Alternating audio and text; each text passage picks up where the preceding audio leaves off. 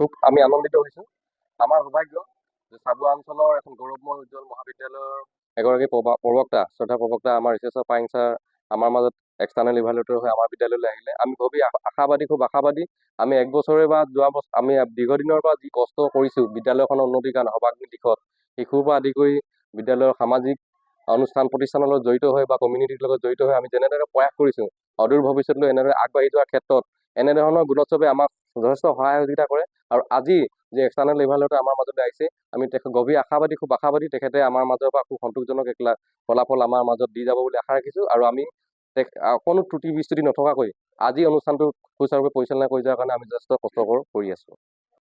ধন্যবাদ। আপুনি এটা খুব সময় উপযোগী বক্তব্য আমাৰ আগত দাঙি ধৰিছে। খুব ভাল লাগিছে। আচলতে মই বুলি নহয়, অসমৰ প্ৰতিজন শিক্ষাগুৰুৱে আচলতে নিজৰ অনুষ্ঠানটোৰ প্ৰতি য'ত মই কৰ্ম কৰি আছোঁ, সেই অনুষ্ঠানটোৰ সৰ্বাংগীন দিশত আগবঢ়াই নিয়াৰ ক্ষেত্ৰত আমি অহোপুৰুষাৰ্থ কৰিব লাগে। আমাক যেতিয়া নেকি চৰকাৰে এটা চাকৰি দিছে, চাকৰি বুলি নহয়, শিক্ষকতাটো এটা সেৱা হিচাপে লৈ আমি এই অনুষ্ঠানটোৰ এই আশে পাশে থকা অঞ্চলৰ লগত, কমিউনিটিৰ লগত আমি আলাপ আলোচনাৰ মাধ্যমেৰে বিদ্যালয়খনক কেনেকৈ সৰ্বাংগীন দিশত আগবঢ়াই লৈ যাব লাগে তাৰ কাৰণে আমি প্ৰয়াস কৰি আছোঁ আৰু অহোপুৰুষাৰ্থ প্ৰয়াস আমি কৰি যাম। ইতিমধ্যে বিদ্যালয়খনৰ কাৰণে আমি চৰকাৰ লগতে বিভাগীয় পঞ্চায়ত বিভিন্ন অনুষ্ঠান প্ৰতিষ্ঠানক আমি জড়িত কৰিছোঁ যে বিদ্যালয়খনক কেনেকৈ ছাত্ৰ ছাত্ৰীক উপযোগী হোৱাকৈ কেনেকৈ আমি সৰ্বাংগীন দিশত আগবাঢ়ি যাব পাৰোঁ তাৰ কাৰণে আমি ফলপ্ৰসূ আঁচনি ইতিমধ্যে লৈছোঁ।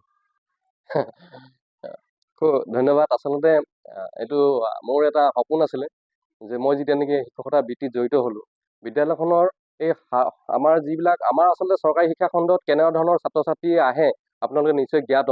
এইসকল ছাত্ৰ ছাত্ৰী দুবেলা দুমুঠি খাবৰ কাৰণে অভিভাৱকসকলে কেতিয়াবা বহুত কষ্টকৰ হয়।